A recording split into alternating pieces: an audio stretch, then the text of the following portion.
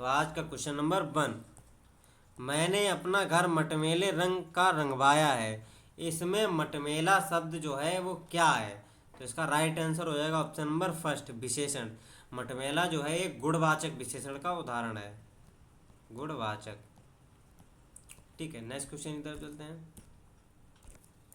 Question number 2, निम्न शब्दों में से अशुद्ध शब्द को पहचानिए।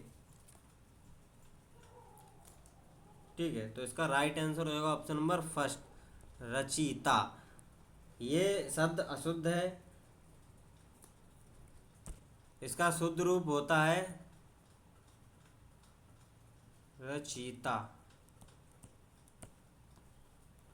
ठीक है, जैसे पूजनी शुद्ध है, आँख शुद्ध है, नरक भी शुद्ध है। नेक्स्ट क्वेश्चन की तरफ चलते हैं हम लोग।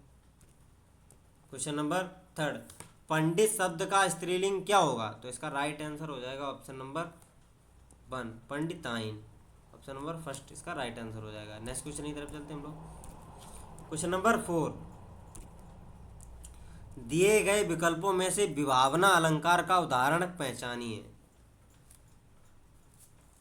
तो इसका राइट आंसर हो जाएगा ऑप्शन नंबर 4, बिनु पद चले सुने बिनु काना। ये एक विभावना अलंकार का उदाहरण है। नेक्स्ट क्वेश्चन की तरफ चलते हैं। क्वेश्चन नंबर 5, निम्नलिखित में से वाक्य शुद्ध कौन सा है? 4 ऑप्शन दिए गए, उसमें से कौन सा शुद्ध वाक्य है? तो इसका राइट आंसर हो जाएगा ऑप्शन नंबर 4, हम कह सकते हैं कि साक्षात्कार के तत्वों के आधार पर प्रस्तुत पाठ इस प्रकार सफल है। इसका राइट आंसर हो जाएगा। नेक्स्ट क्वेश्चन की तरफ चलते हैं हम लोग। क्वेश्चन नंबर 6, शुद्ध वर्तनी का चयन करें।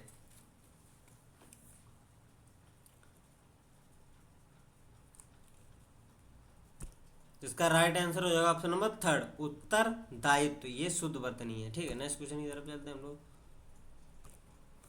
क्वेश्चन नंबर 7, रात्रि का पर्याय नहीं है, यामिनी, रजनी, निशा, सजनी। तो इसका राइट आंसर हो जाएगा ऑप्शन नंबर 4, सजनी यात्री का पर्याय नहीं। यामिनी, रजनी, निशा ये तीनों ही रात्रि के पर्याय। ठीक है, नेक्स्ट क्वेश्चन की तरफ चलते हैं हम लोग। क्वेश्चन नंबर 8, नीचे 4 शब्दों के दिए गए समूह हैं जिनमें से 3 शब्द पर्यायवाची बाकी भिन्न है। तो बताइए। परलोक, स्वर्गादि, अन्य लोग और अन्य लोग, अन्य आदमी। तो इसका राइट आंसर हो जाएगा ऑप्शन नंबर 4, अन्य आदमी। मतलब परलोक, स्वर्गादि और अन्य लोग, मतलब ये एक स्वर्ग दूसरे लोग की बात की गई है, अन्य आदमी एक नॉर्मल बात हो गई। ठीक है, ये अलग हो जाएगा। नेक्स्ट क्वेश्चन की तरफ चलते हैं हम लोग। क्वेश्चन नंबर 9, विकर्षण का विलोम शब्द क्या होगा? तो इसका राइट आंसर हो जाएगा ऑप्शन नंबर 2, आकर्षण। नेक्स्ट क्वेश्चन की तरफ चलते हैं हम लोग। क्वेश्चन नंबर 10, निम्नलिखित में से 4 विकल्प दिए गए हैं, इसमें से उपयुक्त शुद्ध का शब्द चयन कीजिए। तिमिर, तिमिर का विलोम शब्द क्या होगा? तो इसका राइट आंसर हो जाएगा ऑप्शन नंबर फर्स्ट, प्रकाश। तिमिर का होगा प्रकाश।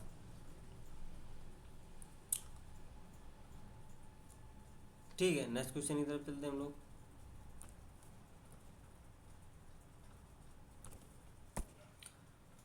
क्वेश्चन नंबर 11, जिसका विभाजन न किया जा सके। तो इसका राइट आंसर हो जाएगा ऑप्शन नंबर 2, अविभाज्य।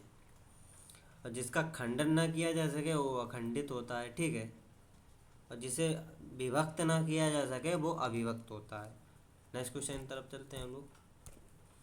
क्वेश्चन नंबर 12, किस क्रमांक में अंतस्थ व्यंजन है? तो इसका राइट आंसर हो जाएगा ऑप्शन नंबर 4, य, व, र, ल। ये सारे अंतस्थ व्यंजन हैं। ठीक, नेक्स्ट क्वेश्चन की तरफ चलते हैं हम लोग। क्वेश्चन नंबर 13, अंशुमाली में कौन सा समास है? ठीक है, तो इसका राइट आंसर हो जाएगा ऑप्शन नंबर 2, बहुब्री। अंशुमाली में बहुब्री समास है। अंशुमाली क्योंकि सूर्य का पर्यायवाची है, इस वजह से ये तीसरे पर्सन की ओर इशारा करता है, इस वजह से बहुब्री समास का उदाहरण है। नेक्स्ट क्वेश्चन की तरफ चलते हैं हम लोग। क्वेश्चन नंबर 14, किस वाक्य में अकर्मक क्रिया है? ठीक है, तो इसका राइट आंसर हो जाएगा ऑप्शन नंबर फर्स्ट, ठूंठ खड़ा है। पता नहीं क्या है क्या नहीं, तो ये अकर्मक है, कुछ मतलब कंफर्म भी नहीं हो रहा। जैसे हम सिनेमा देखते हैं, क्या देखते हैं, कुछ ना कुछ सिनेमा देखते हैं। मोहन पानी पी रहा है, क्या पी रहा है, कुछ ना कुछ तो पी रहा है, पानी पी रहा है। रजनी ने गीत गाया, क्या गाया, गीत गाया। मतलब क्या से जिसका जवाब मिल जाए वो सकर्मक क्रिया होती है, और जिससे क्या का जवाब ना मिले वो अकर्मक क्रिया होती है। ठीक है, नेक्स्ट क्वेश्चन की तरफ चलते हैं। क्वेश्चन नंबर 15, किस शब्द में सम उपसर्ग लगा हुआ है? तो इसका राइट आंसर हो जाएगा ऑप्शन नंबर फर्स्ट, संहार। तो इसका विच्छेद होगा सम धन हार। हार एक मूल शब्द है, सम उपसर्ग लगा हुआ है। ठीक है, नेक्स्ट क्वेश्चन की तरफ चलते हैं। क्वेश्चन नंबर 16, यद्यपि में कौन सी समास संधि है? यद्यपि, इसका संधि विच्छेद होगा यदि धन अपि। ठीक है, ये अयादि संधि का यद्यपि। तो इसका राइट आंसर हो जाएगा, ये यड़ स्वर संधि का उदाहरण है, option number first. Next question की तरफ चलते हैं हम लोग। क्वेश्चन नंबर 17, अपना हाथ जगन्नाथ लोकोक्ति का सही अर्थ क्या होता है? अपना हाथ जगन्नाथ। इसका राइट आंसर हो जाएगा ऑप्शन नंबर थर्ड, अपना काम स्वयं ही संपन्न करना उचित होता है, इसीलिए कहा जाता है अपना हाथ जगन्नाथ। नेक्स्ट क्वेश्चन की तरफ चलते हैं हम लोग। क्वेश्चन नंबर 18, दिए गए विकल्पों में से सही वाक्य चयन करें। तो इसका राइट आंसर हो जाएगा ऑप्शन नंबर फर्स्ट, तलवार एक उपयोगी शस्त्र है। ठीक है, नेक्स्ट क्वेश्चन की तरफ चलते हैं हम लोग। क्वेश्चन नंबर 19, इनमें से कौन सा तत्सम नहीं है? मतलब 4 शब्द दिए गए हैं, इनमें से कौन सा तत्सम नहीं है? दधि, ये भी है, उष्ट, ये भी है, सिंगार, चच्चू, चच्चू भी है। सिंगार नहीं होता है, ऑप्शन नंबर थर्ड, ये होता है श्रृंगार। श्रृंगार ये तत्सम शब्द है, ये तद्भव शब्द दिया था यहाँ। ठीक है, नेक्स्ट क्वेश्चन की तरफ चलते हैं हम लोग। क्वेश्चन नंबर 20, निम्न विकल्पों में पुल्लिंग शब्द कौन सा है? राशि होती है, चील होती है, पक्षी होती है, कुर्सी नहीं, पक्षी होता है, ये ही पुल्लिंग शब्द है, ऑप्शन नंबर सेकंड इसका राइट आंसर हो जाएगा, कुर्सी होती है। ठीक है, ये बाद बाकी तीनों स्त्रीलिंग शब्द है। नेक्स्ट क्वेश्चन की तरफ चलते हैं। क्वेश्चन नंबर 21, अमृत और विष किसकी रचना है? अमृत और विष विख्यात साहित्यकार अमृतलाल नागर की रचना है, ऑप्शन नंबर फर्स्ट इसका राइट आंसर हो जाएगा। ठीक है, अब इन्होंने 1967 में इसी कृति के लिए साहित्य अकादमी पुरस्कार जीता था, इन्हें मिला था 1967 में। अमृत और विष के लिए इनको साहित्य अकादमी पुरस्कार दिया गया था। ठीक है, नेक्स्ट क्वेश्चन की तरफ चलते हैं हम लोग। क्वेश्चन नंबर 22, 3 बेर खाती थी वे 3 बेर खाती थी, उपयुक्त प्रयुक्त में अलंकार कौन सा है? ठीक है, मतलब 3 बेर खाती थी और 3 बेर खाती थी, इसका राइट आंसर होगा ऑप्शन नंबर 4 श्लेष अलंकार। मतलब यहाँ 3 बेर का मतलब है 3, और यहाँ 3 बेर का मतलब है 3 टाइम। मतलब ये समझ लीजिए सुबह दोपहर शाम 3 बेर खाती थी, बेर का मतलब है 3, 3 बेर, और 3 बेर, इस बेर का मतलब है 3 टाइम, मतलब सुबह सुबह शाम दोपहर शाम, जैसे दवाई नहीं लेते हैं तो उसी का 3 बेर खाती थी, 3 बेर खाती थी, इस वजह से इसका श्लेष अलंकार हो गया। मतलब श्लेष अलंकार अर्थ चिपका हुआ होता है, अर्थात एक शब्द के 2 या 2 से अधिक अर्थ निकलते हैं श्लेष अलंकार में।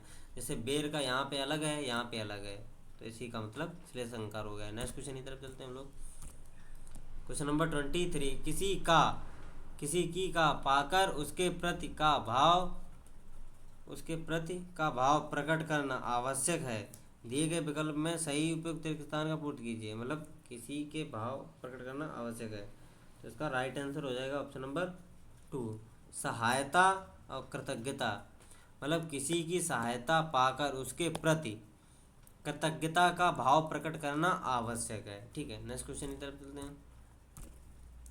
क्वेश्चन नंबर 24, निम्न विकल्पों में पुल्लिंग शब्द कौन सा है?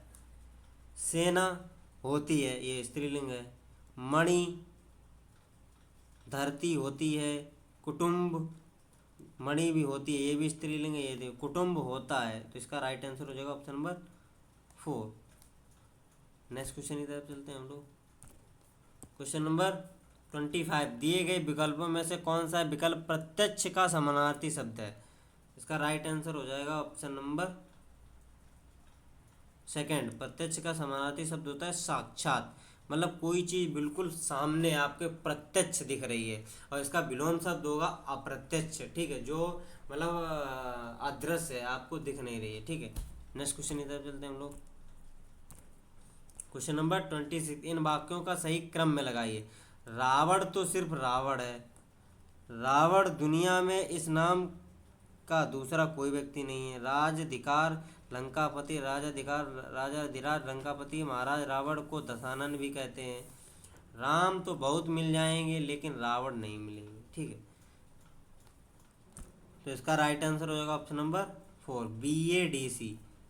ठीक है, तो इस प्रकार लगेगा, मतलब रावण दुनिया में इस नाम का दूसरा कोई व्यक्ति नहीं है, रावण तो सिर्फ रावण है, फिर राम तो बहुत मिल जाएंगे लेकिन रावण नहीं मिलेगा। ठीक है, और राजा धीराज लंकापति, महाराज रावण को दशानन भी कहते हैं। नेक्स्ट क्वेश्चन की तरफ चलते हैं हम लोग। क्वेश्चन नंबर 27, मोटा शब्द का स्त्रीलिंग क्या होगा, मतलब अन्य लिंग क्या होगा? ठीक है, तो इसका राइट आंसर हो जाएगा ऑप्शन नंबर सेकंड, मोटा का मोटी हो जाएगा। नेक्स्ट क्वेश्चन की तरफ चलते हैं हम लोग। क्वेश्चन नंबर 28, किस रस का स्थायी भाव निर्वेद होता है? इसका राइट आंसर हो जाएगा ऑप्शन नंबर सेकंड, शांत रस का स्थायी भाव निर्वेद होता है। ठीक है, नेक्स्ट क्वेश्चन की तरफ चलते हैं हम लोग। क्वेश्चन नंबर 29, उपमेय पर उपमान का अभेद आरोप होने पर क्या होता है? जहाँ मतलब उपमेय पर उपमान का अभेद हो जाए वहाँ पर कौन सा होता है? इसका राइट आंसर हो जाएगा ऑप्शन नंबर सेकंड, रूपक अलंकार। ठीक है, नेक्स्ट क्वेश्चन की तरफ चलते हैं हम लोग।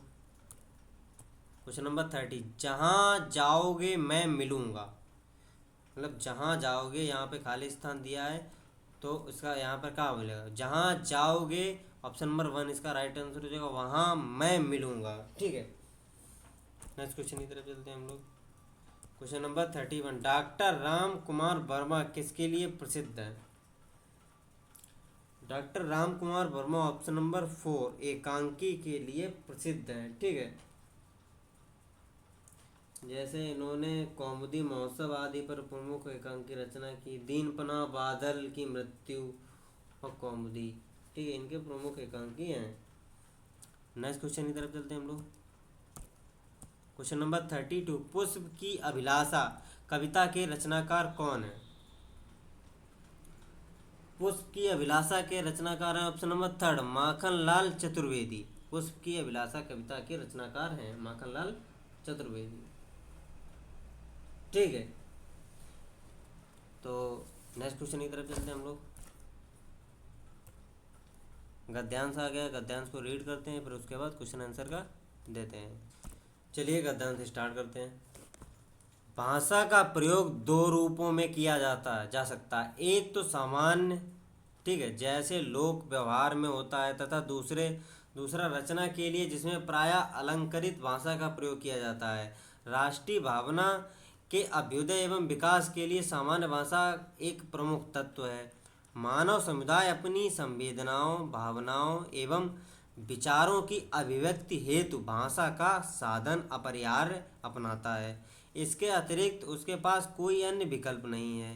दिव्य ईश्वरीय आनंद भूति के संबंध में भले ही कबीर ने गूंगे केरी सरकरा उक्ति का प्रयोग किया था, ठीक है, पर इससे उनका लक्ष्य शब्द रूप भाषा के महत्व को नकारना नहीं था। प्रत्यु उन्होंने अब भाषा को बहता नीर कह कर भाषा की गरिमा प्रतिपादित की थी।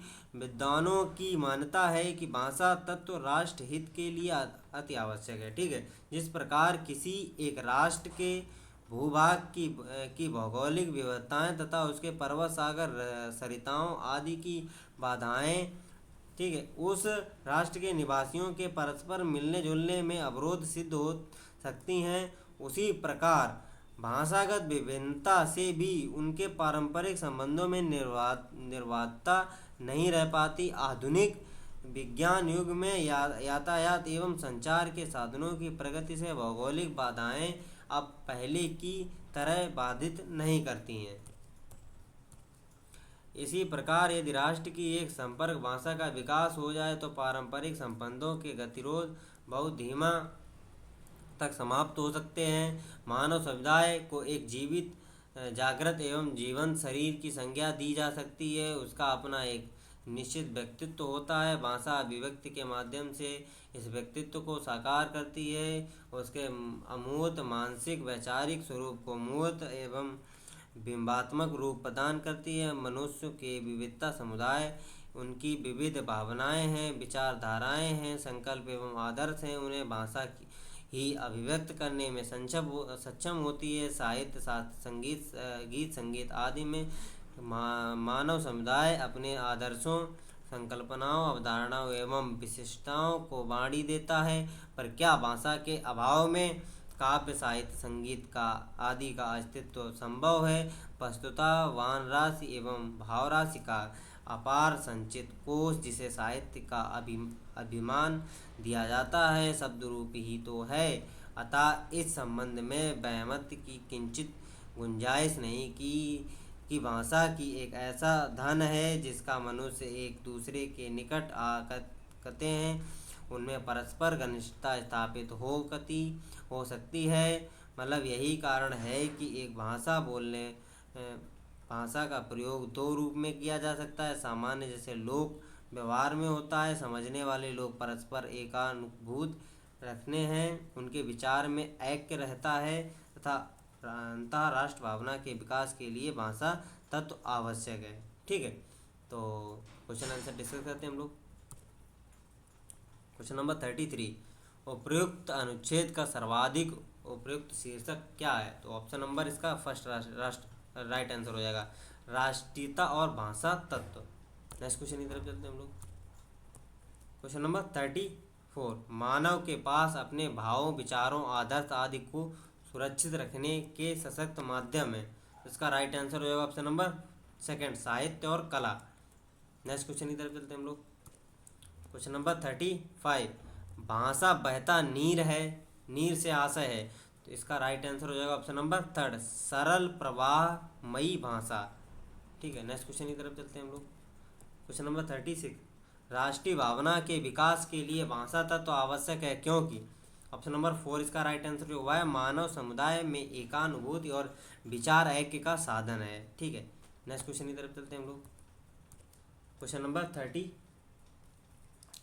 गूंगे केरी सरकरा से कबीर का विपरीत है कि ब्रह्मानंद की अनुभूति है। तो इसका राइट आंसर हो जाएगा ऑप्शन नंबर फर्स्ट, अनिर्वचनीय होती है। ठीक है, तो आज का प्रैक्टिस सेट यहीं पे समाप्त करते हैं। तो जिन लोगों ने प्रीवियस प्रैक्टिस सेट हमारे नहीं देखे हैं वो हमारे प्लेलिस्ट को फॉलो कर सकते हैं। तो ज़्यादा से ज़्यादा अगर वो सब्सक्राइब करें चैनल को। अगर सेशन अच्छा लगा हो तो कमेंट करके ज़रूर बताएं। तो मिलते हैं नेक्स्ट वीडियो में, तब तक जय हिंद, जय भारत।